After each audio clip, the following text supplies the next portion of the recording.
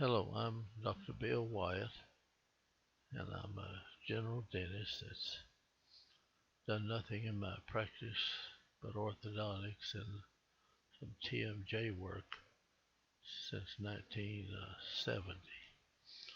And I want to pass on some of the things that I've learned to many dentists that are interested.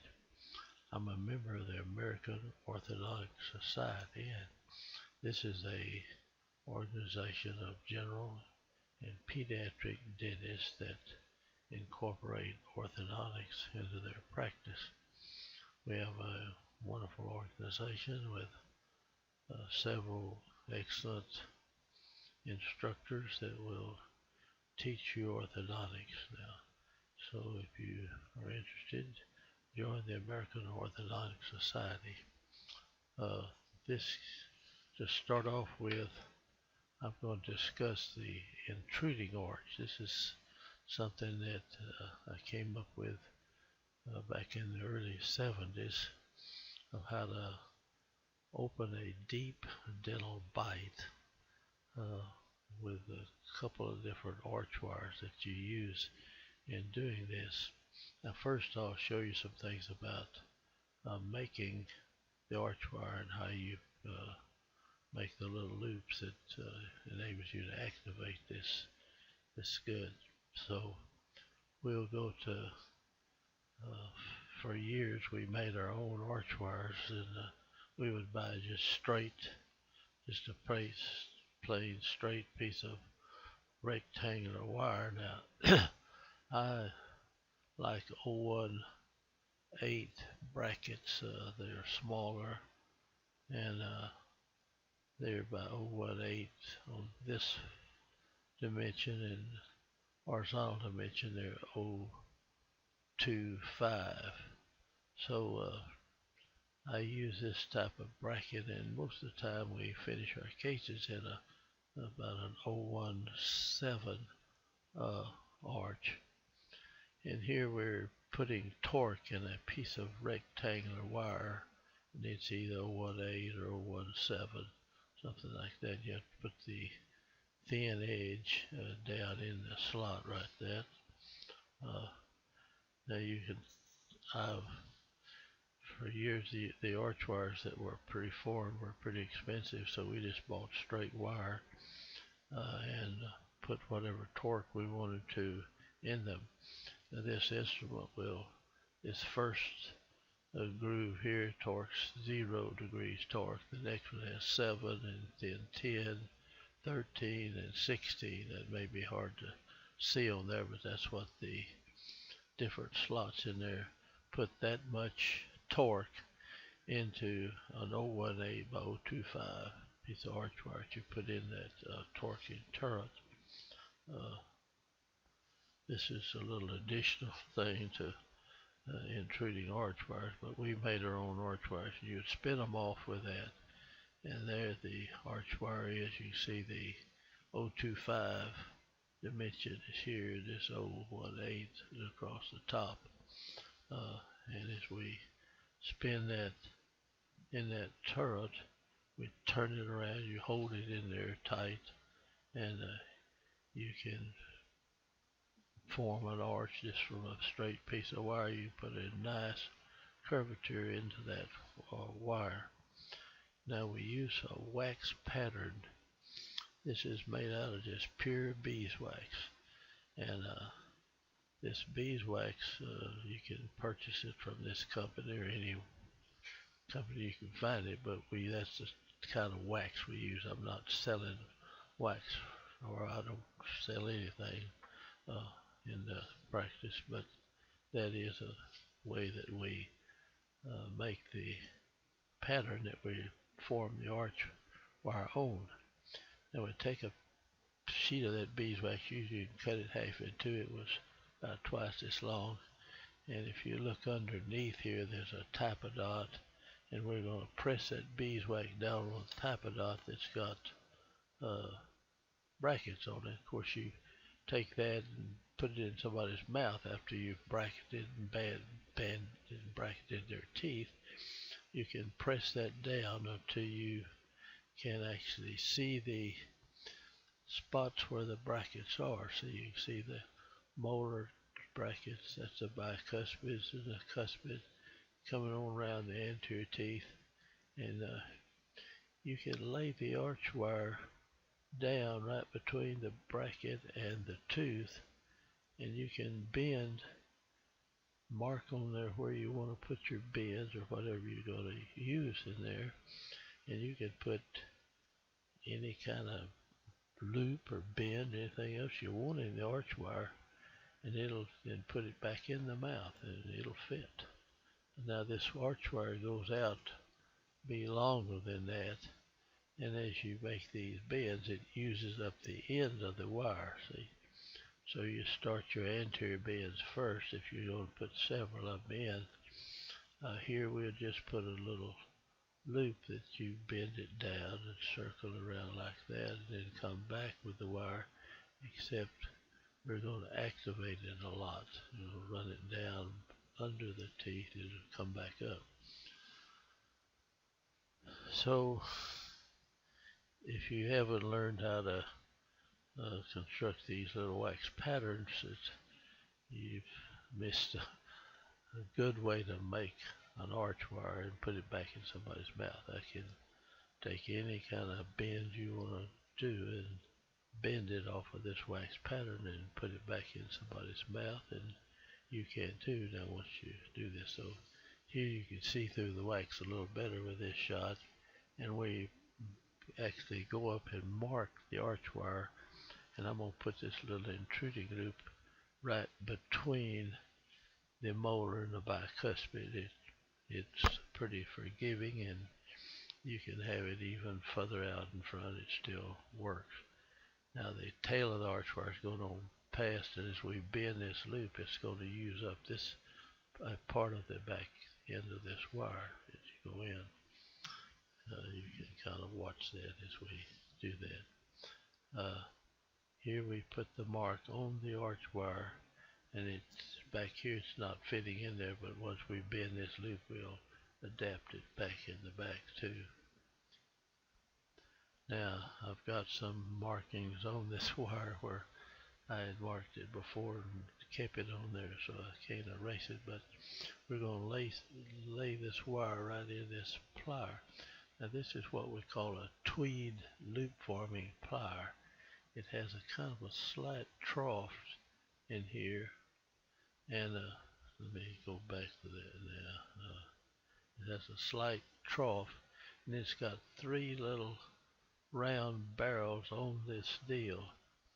If you buy this tweed plier made in the States or Germany or wherever they're formed, they cost you a pretty penny. I mean, they lay it on you when you go to buy these pliers. It may be $95 or $100. I don't know what they are. This little pin right here, they send you two of them. It has a Allen screw up in here that you slide this pin in. It's got a flat spot, and you tighten it down.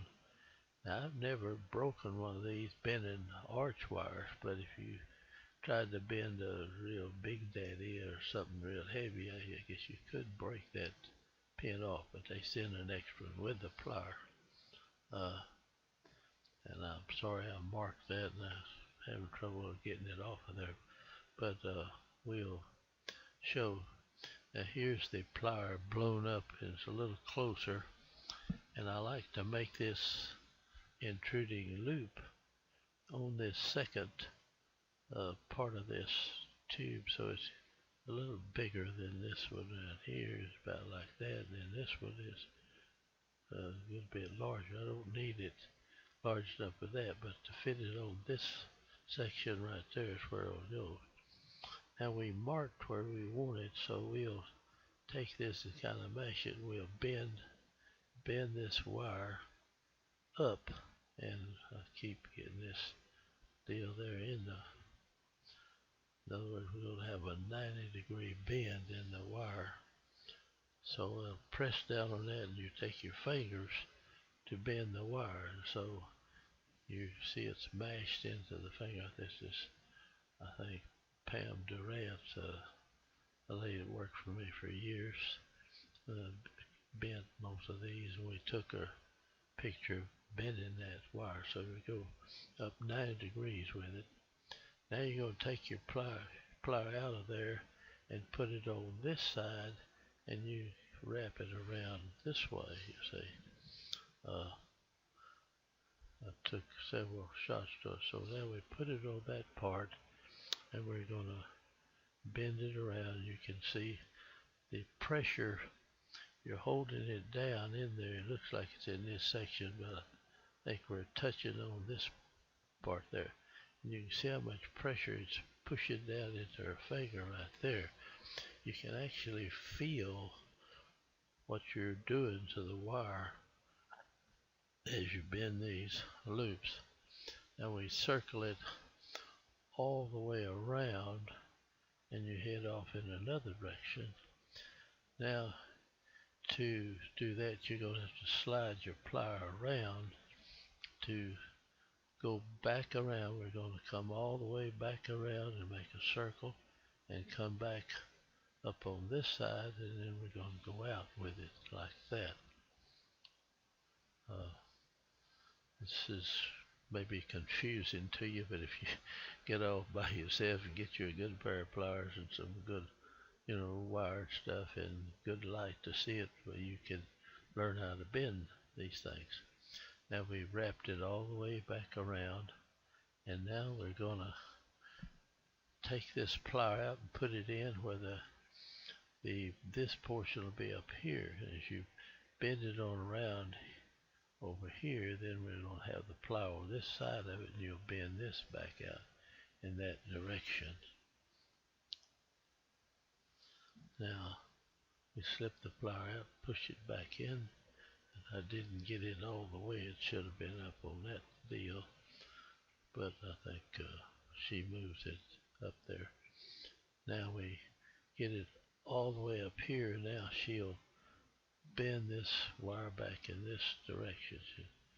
So you've got a plier, you bend it down here, you went around like that, and now you bend it off here.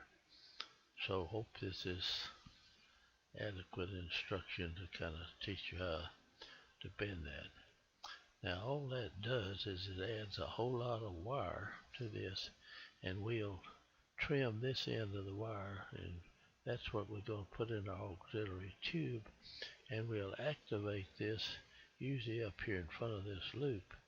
So we'll catch that back again. We'll bend this wire down in this fashion. In other words, this will go down like that, and you put that in the molar tube over here, molar being like that, and you put that in the tube, and you raise this up and hook it to the anterior teeth.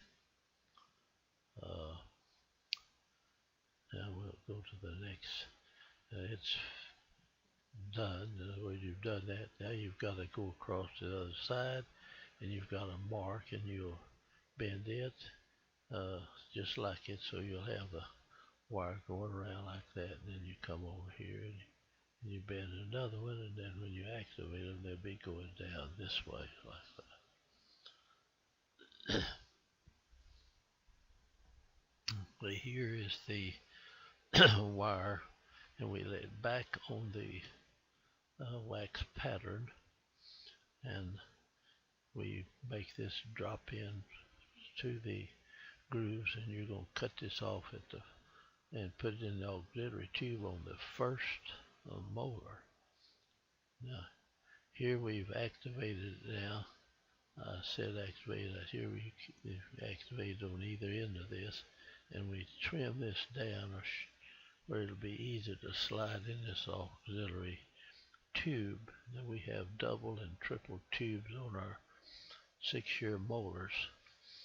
Now on the lower 6-year molar, you'll have a conventional slot in here, but it'll be covered over with a strap, which you have to peel off if you make any bends between the first and the second molar. Back here, then you've got to peel that, then this becomes a bracket. And then you have to ligature this bracket in. You can see the wire holding the wire, the conventional arch wire. In this particular, on this Typodont here, we've got a little wildcat wire, and it goes into the conventional slots and everything on the wire, and then you have this auxiliary tube here, which is the same size as this tube, so we can slip this 018 or 0175, or you could use a round wire sometime, but I like to use a rectangular wire during this intrusion process. Now we catch this with a wind guard plier, which is curved.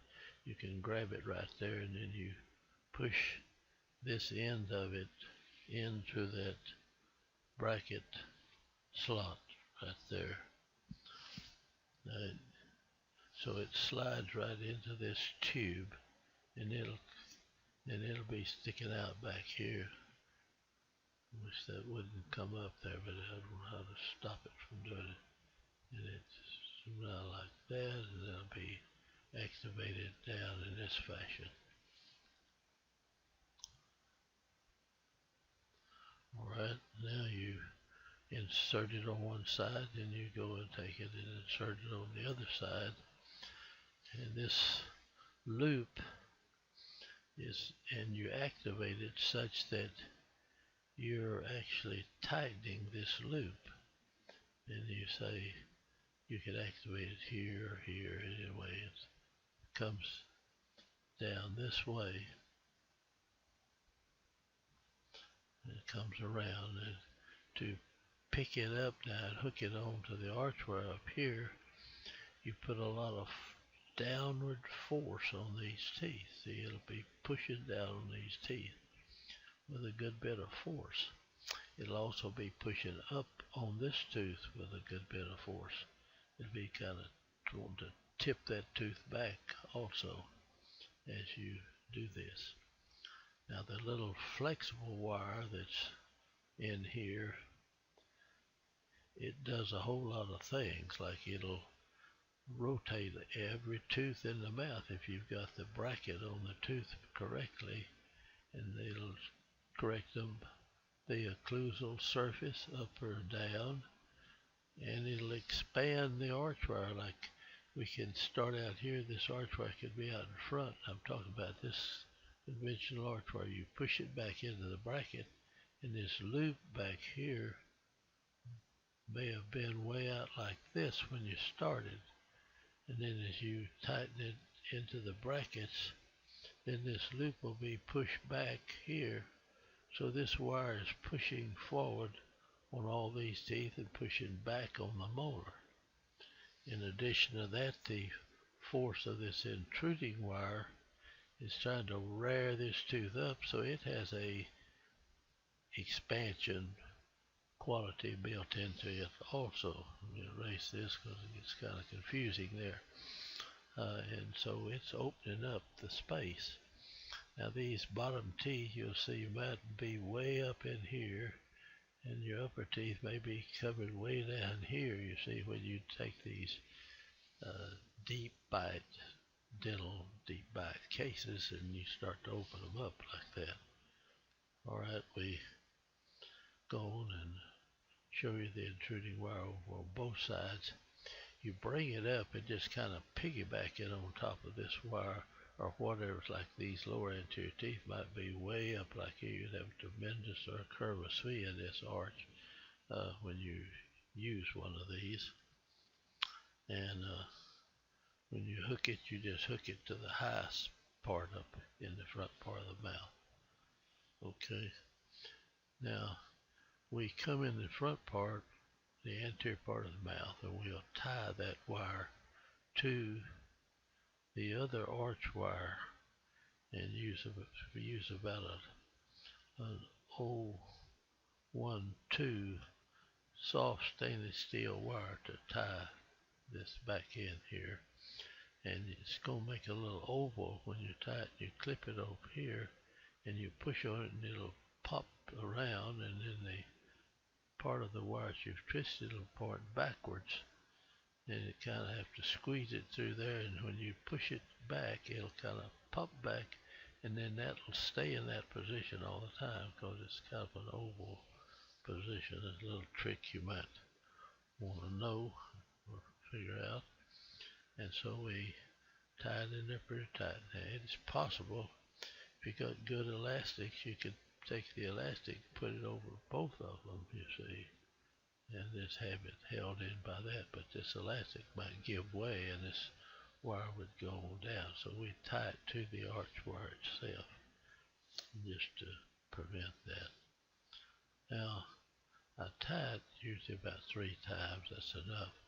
And it's going to start intruding the anterior teeth, or it's going to be pushing them down. And if you got this arch wire is expanding and you don't want these teeth to dump much, you put an arch wire in and tie it back, so that it can't expand, so these teeth don't dump so much.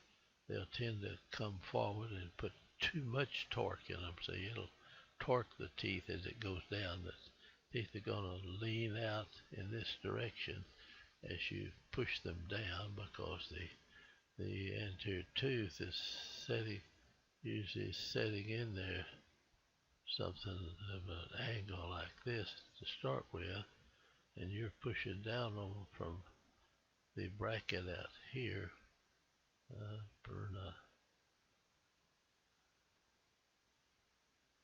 I don't know how to stop it from putting that deal up there, but we've got a bracket out here.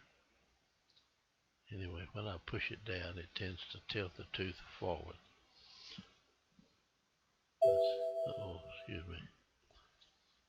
Alright, here you pop this thing back, and then the loop will go back. This was tied out here, and you push over it, and it'll kind of flop, and then this tie part's out here. Then it doesn't rub your lip. If you get that tip out here, and you can't just bend the wire back, it'll leave a hump on there and it'll rub the lip. So you want to flip it underneath there. Okay, here is the intruding wire inserted into the auxiliary tube. Now here we don't have an expansion loop. You don't have to if you don't want to expand the case. If you want to expand it, you'd have this loop somewhere around out like this coming in here, and when you got it tied in, it would be back in this form here. So here it shows the expansion, or these arch wires don't have any expansion loop in them. Here is on the bottom now we have a round wire and have it tied back. See, there's a tie back in here, and then this is intruding wire, it's a round wire. But I like really to use a rectangular wire when I do the intruding interview. This one would pick up the upper anterior, and this was taking the lower anterior down like that. So this is one hooked up on a typodont, which the typodont really doesn't need the expansion, or it doesn't need intruding, but I'm just showing you on the typodont how to do it. Now here again, a little close up, we have a round wire, looks like about an 016 round wire in, and we put these omega loops on it, something like this, you see. And that wire is tied. You push this back real tight and twist it down and tuck it in, and that won't allow the arch to expand anymore. In fact, you can close space with this. It's while you're intruding the arch if you want to intrude in the anterior teeth. It's going to tend to elevate this tooth. It's going to tend to do something like that to this, and if you pull down over this one over here, it's going to tend to put a moment of force as well as a downward force on those teeth. Now, the way we hook this up, though, you've got somebody that chews real good, and these teeth won't move very much, but your anterior teeth will open up. And you can open up somebody's bite. You can take care of a deep dental bite with this type of rig. in about 1/3 of the time it takes you to line them up and then put a reverse curve in the regular arch wire. So we recommend people use these double tubes on the bottom and these triple tubes on the top. So this is an 045 slot for a big daddy wire, headgear, anything goes in that. This is your conventional arch wire slot or tube. Now if you have to bend this wire after you get through the tube, if you have to bend this wire here and you've got the second molar banded, like if you had a bend in this, then you've got to convert this. You have to peel that part off, and it'll peel off, and then you have to tie it in like a regular bracket after that. So here the intruding wire is tied in the front part, and you can see it a little closer up here. Now, the first time I used this, I didn't even really, wasn't trying to do all this. I just put these two wires on this young man and put this reverse torque in them, and that's all I had on it. Here we use rectangular arch wires to do it. So now if you want to put reverse torque on these teeth, like you can take a rectangular wire with the intruding wire, and when you get out here you put the rectangular wire in the slot of the bracket out here, and it puts a reverse torque in the teeth, actually, to try to push the crowns backwards as you push down on the teeth, and you would put a reverse torque in the rectangular wire. Then you let this wire, your conventional wire, would come on top of that. So your rectangular would be putting reverse torque at the same time you're pushing downward tooth, which the downward pressure tends to add torque to the teeth. Hope I don't get you totally confused on this. Torque in the teeth is not, that's pretty difficult to really understand torque properly now, but that will do the job as far as keeping the teeth from dumping out here as you intrude them. And you can take this and push these teeth right straight down into the cancellous bone, and they'll not dump them at all by putting this reverse torque in this wire. Now, it's a conventional wire till it gets up to the front. It's a little more complicated, and you have to come underneath the teeth, come up, and then you drop this one into the rectangular slots, and it's got reverse torque on it. We probably should just cover the regular thing before we get into this. Now you have to have these teeth straightened out so you can get a rectangular wire into the slot. So you have to work a little while straightening this out with your conventional arch wire before you can do this in the front part. But this will have a reverse torque in it, which is tended to push the crowns back in this direction, while the downward force tends to push the crowns out in this direction. So it's hard for me to draw to bring them labially or lingually, you see. So you watch the tooth height, you watch it where it's moving. If it tends to move back toward the lingual, then you've got too much of this reverse torque, or you can add more downward force and it will tend to bring the tooth back in a labial direction. Alright, there it's intruded there. You can see it hooked on, and this will take the teeth right down to the cancellous bone, push them straight. Alright, the first guy that I used this on, this was in the early 70s, And I didn't get too hot of pictures on this guy but thank goodness I took a few pictures of stuff, and I hooked all this up, and he was kind of a hippie, and he wanted to stay out of the war, I think, and he thought braces might help or something, but he wasn't too concerned about his teeth. And we hooked these two little wires up, and they had reverse torque in them, and those are the only two little wires we put on this guy. Now, he had a real deep dental bite. You see, the upper teeth came down. You can hardly see the bottom teeth underneath here. So the lower anterior teeth were up here somewhere, at least that high, in here. And we banded these teeth, and the bands weren't worried about breaking them off. They kind of opened by two as we went through. And looking at it from the inside, you can see how these lower anterior teeth were right into his gum tissue up here. And this is meeting pretty good on the sides back here.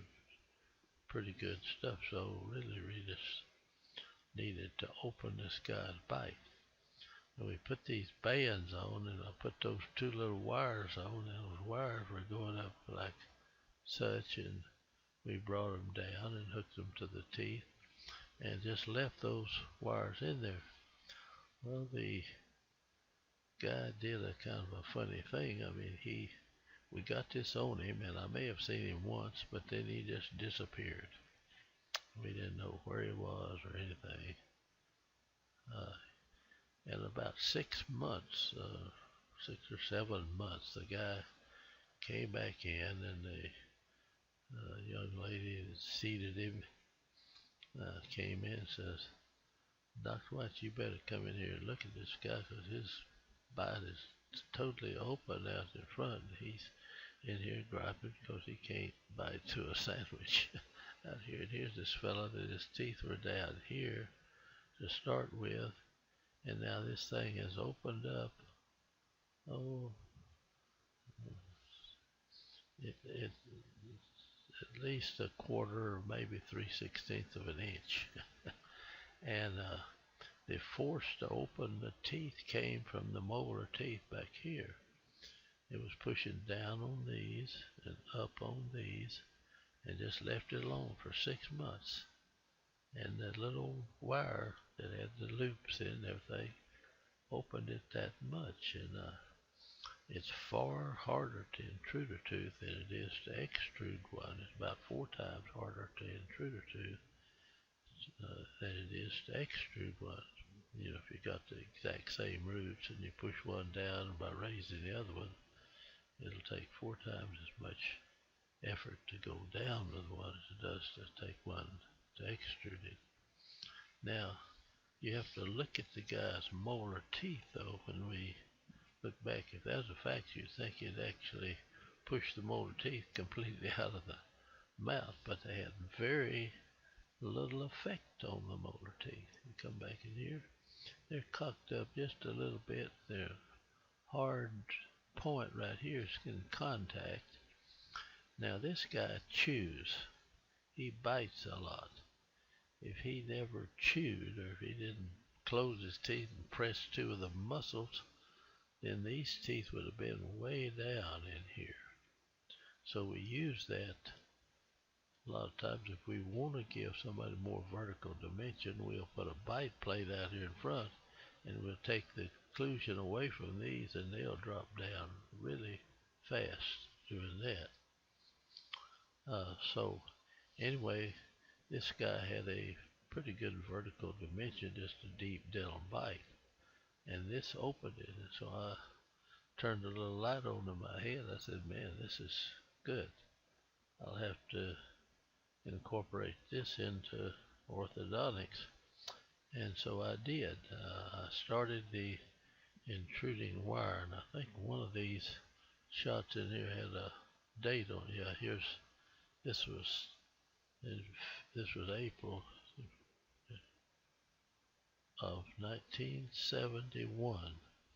So we started making intruding wires in 1971, and that's 29 and 15, so it'd be 39, and that'd be 45 years we've been using this intruding arch wire.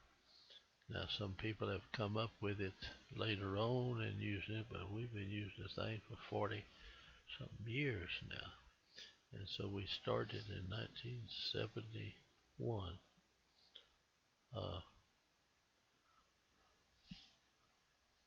If somebody else was using it somewhere, I never had read about it, never saw it anywhere. I just picked this idea up from some guy who did some crazy thing. He didn't come back. This was in 71. We were using all bands on teeth, you see.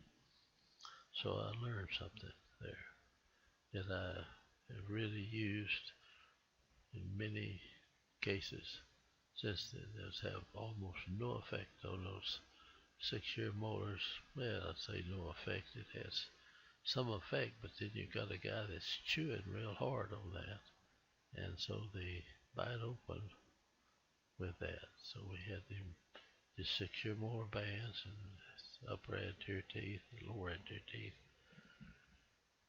banded up, and it opened it from that to up these upper teeth up here somewhere, and the gap, from the lower teeth went down. So, but anyway, it opened it up about not a half inch, but it's maybe I'd say about 5/16 of an inch, or several millimeters space there. And so there's the side view. The guy had a pretty good class 1 relation. So he was a kind of a class 2, division 2 type bites, you see here. And so here he is. He came in because he couldn't bite through a sandwich. And that's the self where it bit down all the way. And that's the 2 little arch wires that did that. Now here's an adult that we did this on. I don't have pictures. I didn't get enough pictures taken of this lady, but we used the intruding wires on her. And you see this is an extremely deep bite case. And I just, this was 1988. I was busy, and I missed taking a lot of pictures that I should have to document the cases. But it's such a good case, I wanted to show it to you anyway. So we took this lady with this deep bite, and we lined everything. The beauty of this intruding arch wire, you can start it day 1 if you want to. Now this lady, if you go back and look at her profile, she's got almost a low angle case. You see the face is good. I mean, we've got the divisions in here is good. This is a little more than, say, the nose there. Then you might go up like that with that. But this is definitely not a skeletal high angle case, and it's one you can open and do a lot of things, and it'll come back to whatever it was. They chew a lot like this, these deep bites normally do. So we hooked this thing up on her the same day, and I don't have a picture of it for you. But shortly after we started it, you'll have the bite open. You can open the bite where you're getting ready to with just a single arch wire in there. Now, a lot of adults, we would put these brackets way down low so you don't see them much. As long as these are down low and everything's the incisal edges lined up, it doesn't matter the height on the bracket. It kind of decreases the torque in them when you lower them down on a convex surface like that. Now we used a little class 2 elastics over here. I see we've got a hook, but I don't think we used any on the other side, on the left side. Okay, I'm going to run through this pretty quick, and we've got a lot of slides on this, but I didn't get enough pictures here. It didn't pick up that wire. Here we finish this case out. Now I should have trimmed this tooth a little bit. It's longer than the other. The general margin, you see, is the same. I should have just smoothed that tooth off a little bit, finishing it. And on all these deep bites, we put a bite plate in the retainer. So we finished. I left the lower 6 brackets on till I put the retainer in, and I take them off later. But normally we'll put the retainer and don't have any. Just leave the arch wire just like it was, so it'll give them a chance to move. Now here's the way it looks, and we've got a retainer in the mouth. I don't go across the occlusion at all. These retainers stay in. You don't have to put any kind of clasp on them and crossing over the teeth at all. We never do that because you want the teeth to erupt into the mouth and erupt against one another, kind of wear themselves in like a little grinding a set of valves in or something like that. So the final movement in orthodontic case is in the retention, where they erupt together. So your retention should allow the teeth to move toward one another. Now the bottom, we got a little flaw back here. We didn't get it fully corrected, and the rest of it looks pretty doggone good. Now she was biting also. This is a picture of the mouth, and then these teeth were right up against the palate up here. One of them was chipped off, so we had to, when they put a 3 to 3 across here, you had to come out a little bit and come back over here and bottom a 3 to 3. Now it started out like that, you see, where you just really couldn't even see or lower into your teeth, and it pushed it like that. And the teeth are in a class. See these cuspids are in a class 1 relation, both sides of the mouth, and you see where they were over here. Now, a lot of people, I mean, you'd say, well, there's not room for that tooth, but when you open this bite, these teeth are going to go up. As you torque them out, they have an effect of moving out like this, and they kind of push back on the arch too as it goes up. But if you got a wire in there, it tends to pull the maxillary forward actually, and so as you level this bite out, many of these people will actually move forward at least half of the class 2 correction problem you got in here. See, now you can see this is moved out into class 1, and they just nearly all move forward. The lower jaw will come forward in these class 2 division 2 type cases. When you unlock it or get these teeth are buttoned up against one another and they can't move out, and you free it up, and they'll come forward. Sometimes they don't even, you don't have to use hardly any class 2 elastics. One of these teeth was sticking out further than the other and wore off. When we brought it up with the others, then it was thicker, so we had to kind of make a way around it down here on our 3 to 3. You see, we got a little loop around it. This tooth was thicker. As it was out front, it got chewed off or wore off, even at her age. Now we put a bite plate on this retainer. If she stays with it, that bite will stay like that till she's 90 years old or more. If you keep that retainer, usually most people wear them at night or in around the house some, and it's as long as you keep the back teeth hitting together, it keeps it like that. So here's the bite on the x-ray when we started, and you can see the condyles work fine. How this moves forward, I'm not sure. I'm sure when the bit down, it would be over here. When they relaxed, they had a little bit more. When she moved her jaw forward, the condyle was out here.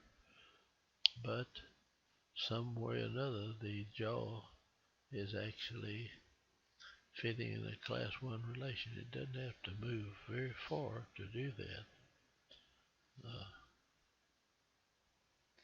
So here I didn't do a super good job. Now she really needs to get that thing out up here, and this one won't bother as much. It may come down and chew into the gum over here, but this one will mess up these roots if she doesn't get it out. Now I failed to tilt these teeth back. The tooth should have been more or less coming down in that shape. She had 3 or 2 root canals on the bottom teeth. They move together all right, but that's when we started. Let me see, I may have corrected that some. Let me see what well, it's better than it was. See, I pulled that too far. You can see this has been moving through the bone and the periodontal membrane spread out down here, so it's better than it was.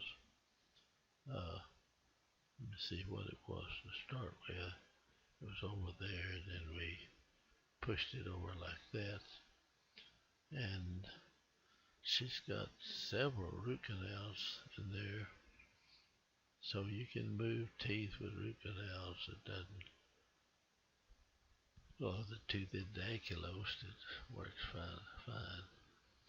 And here it is a little further down. Finish it. That's getting a little better.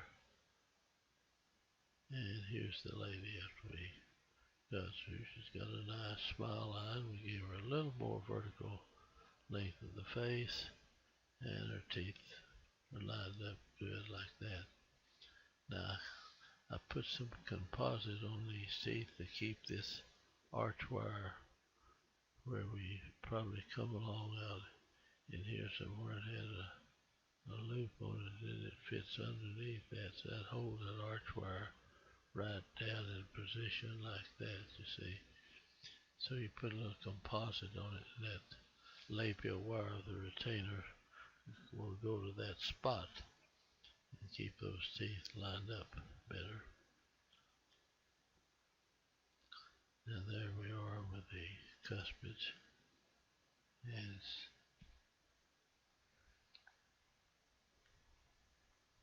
so you can tell this lady wears this thing. You see the little imprint of the retainer down in here, so she's wearing it. You may have to get her taken out more often and wash the thing off real good and exercise her gums up there. The lower 3 to 3 is working all right. It's thicker, tooth is thicker here, so we had to come out with that slightly there. And so that's good use of this. Now I'm going to show it on a older lady here. I think she's 71 years old. When you get my age, that's kind of, you don't look at her as if she's an older lady. When you're my age, she looks pretty young. Now she's got a deep bite, and she's got a low angle case. You need to give her a little more vertical dimension. The smile line's fine, and she has a deep bite also, and we opened it up almost a ½ inch in there. So we put these intruding wires in her mouth. She had these tori, which don't seem to bother you. I guess they rob the tongue of some of the room, so squeeze the tongue somewhere else out. If they get real big, it's better to take them out, you know. Closed up underneath, you can see the lower anterior teeth are biting right up into the roof of the mouth there. And you'll see this in a lot of patients. You know, it's just, and you look at, we used to have this old Panorex, and I still, with the newer Panorex, we'll have them bite together like they chew and take the Panorex, and it records the molar relationship back here and how far the upper teeth come down, how far the lower teeth go up in relation over here. So you got a class 2 molar over here and a slight class 2 on this side, how the teeth are kind of point to point as you're coming in. So it records a lot of things. And we marked she didn't have any wisdom teeth there. She's got, looks like something down here on that part, but these are missing. So we want to open this up and put her into class 1 relation, and that's what happened in here. So when we go in and open, these teeth are going to move toward one another, and they're going to move fast because we've got a low angle case. So we're going to come in and have something that she bites on up here in the front of the mouth, and these teeth stay apart virtually all the time as long as that removable bite plate is up above here. If they can't stand the removable one, you bond some acrylic on like we're doing in case after this. So now we fix the removable plate up there she bites on, and then we put those arches in, and this bite is open now at this date. I don't remember what the date was when it was closed. I can't. Looks like January the 30th of 04 there. It looks to me like that's the date on that. And then we've got it open 4 of 05. So this is a long way into it, but it doesn't take that long to open these cases. And we're just virtually finished. Now this was, see, this was a class 2. The molar was behind, and now the molar's out in front. It's not quite as good as I would like it, as long as the bicuspids fit down the grooves and the cuspid and everything. You want the interdigitation to take on them. This little bite plate we show, really, this part right here should be fitting around these teeth. So this part would go in between here, so this would move up, way up in here. And she was chewing on this, and that kept these teeth from touching, so they come together quite a bit. And that gives her a more vertical dimension, which is what we wanted in this particular case. So when we open this up, now we use class 2 elastics on her, and we put the cuspids and bicuspids in the slots they should go in, and put the centrals where they should go, and the laterals she had just weren't wide enough to fill that gap. But you don't want to squeeze these or rob yourself of the good interdigitation of these teeth just because she's got little narrow laterals and they don't fill that. So we put some crowns on these teeth. They're not, I don't do it, but the office I'm in, they came in and put crowns on those lateral teeth, finished the case out. That was after we finished it, you see. So here we've got some class 2 elastics, and that's pulling the bottom ones forward, the upper ones backward, till we get her in a good class 1 relation. But just opening the bite, they come forward quite a bit. But this class 2 elastics will pull that right on in place. So you see these teeth are just too narrow. You don't want to put them together and sacrifice your interdigitation or squeeze these too far back of the lower anterior. So it's better to enlarge them. Now if you didn't want to do that, you had somebody's too full, you could close this, but then you got to go on the bottom ones and strip all the bottom ones the same amount that you close these gaps right there. So in this particular case we needed more profile, so we the people there in the office put crowns on her teeth. Alright, this is a rotating wedge. You see on there, we can line it up. This tooth right here, this bracket should be in the center over here, and it would rotate this tooth out more back here. So that's the bracket's fault right there. Got the bracket too far to the distal of the tooth. Now there's the intruding wire we used. Of course it would be way down here. You raise it up, pull that down or level that out. And we had one on the top too. Now here they've put, I think these were temporary crowns, but they look darn good. I hope the permanent ones look as good. The color's not, the lower anteriors are colored a little different from that. But these are not crowns here. Those are regular teeth, the cuspids and everything are too. Now you've got a bite plate on the retainer, no wires crossing over. And they bonded the lower anterior teeth in there. So this is 2 of 04. That's when we started the case. And you'll see this cusp will go down in that slot, this one over here, and this one over here. And then this tooth here will be back. This will be back in here somewhere. So the end of the tooth will be, that is usually behind. Let's come in something like this. Okay. Again, this is a solid class 2 when we started out, and it's doing pretty good. So we've got it. When we open the bite, went ahead and put it in class 1. Here it is. We finished her, and this is 06, 11 of 06. She's wearing the retainer real good.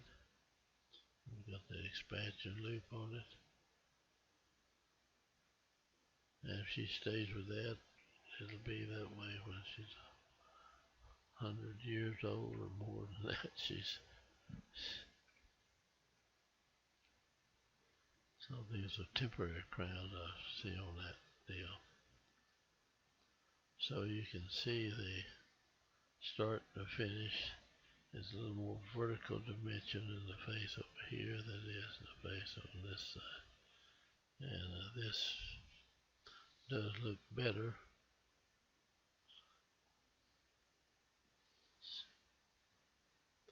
And there it is in 07.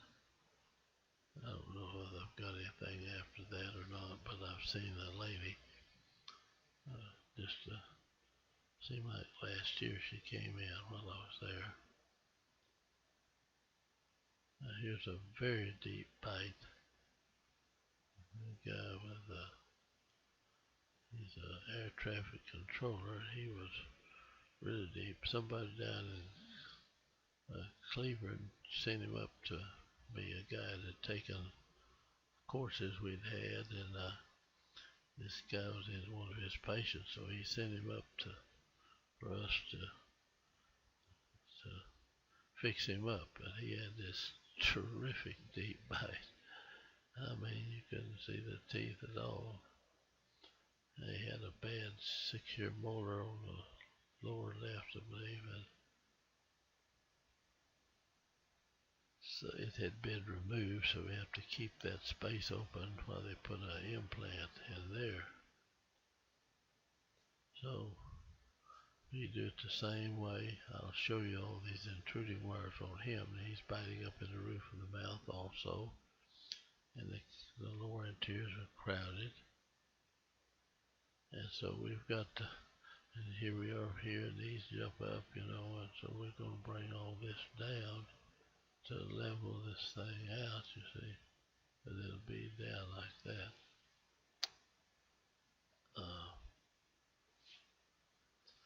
Here's a Panorex. Got 3 teeth with root canals, and looks like it's got a molar. It's got one part of one, and you can tell how deep it is. The upper comes down here, the lower goes up there. So you're gonna open this guy's bite near the ½ inch. So you go in there and do this.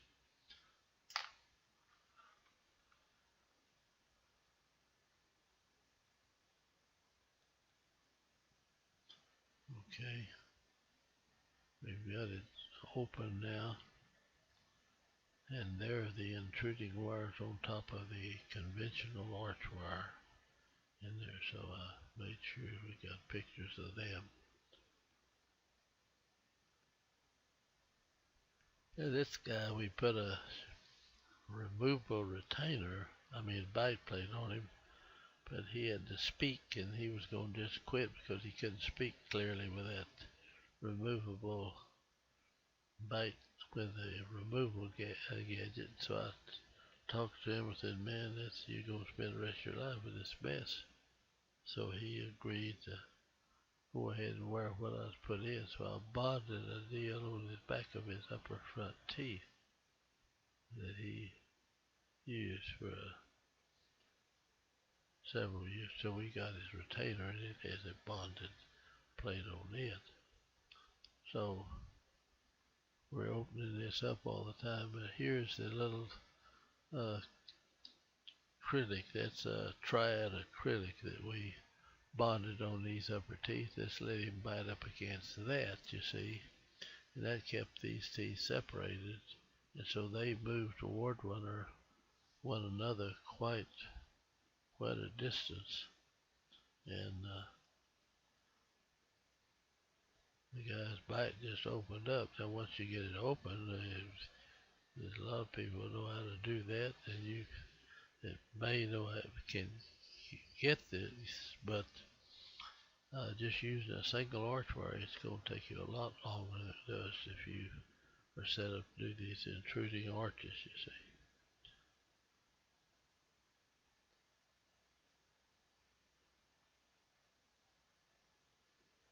Alright, we're finishing out. This is 07. He's got tori too, and they didn't seem to affect him much. So the teeth were jab up in there. The laterals are doing all right on this case. I believe we didn't have to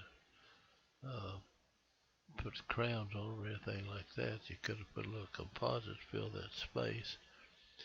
The lower anterior, he's not brushing real good, but they're sitting down, and he's a happy guy who enjoyed working on him. And that's the end of the case. Well, not, I've got some retention stuff here. We had this missing tooth right here. Well, while we were finishing this up, they came in and put the implant in here, and I had to put a little cap over it, you see, so the upper tooth doesn't over-erupt into this spot. And we put a lower retainer with a little saddle deal, even though we've got the 3-to-3 on it to retain that properly. Now there we were to start with, and there we are finished. That's 8th, 29th day of 08. We're finished with the guy. I don't know that was 06, you see, when we started the guy. 3 of 06. So that's better than I thought it would be.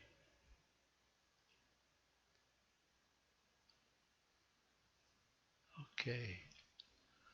That's when we started in 06, and we're at this point in 08. There's 8 of 08, and 3 of '06.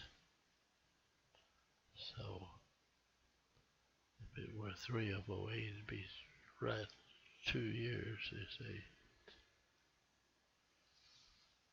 So it's 2 years, about 5 months, something like that, getting him down to this point. And he could use something on those upper laterals.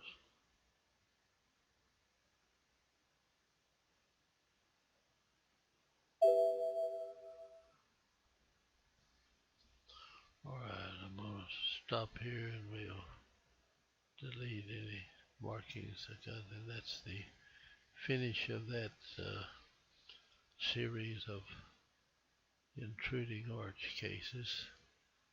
And I need to find my mouse and get over here and shut this thing down.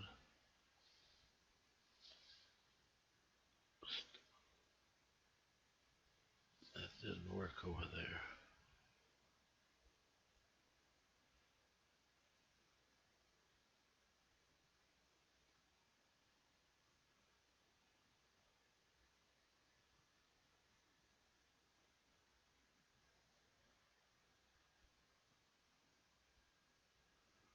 Well, we'll have to delete the back part of this thing because I can't. There it is.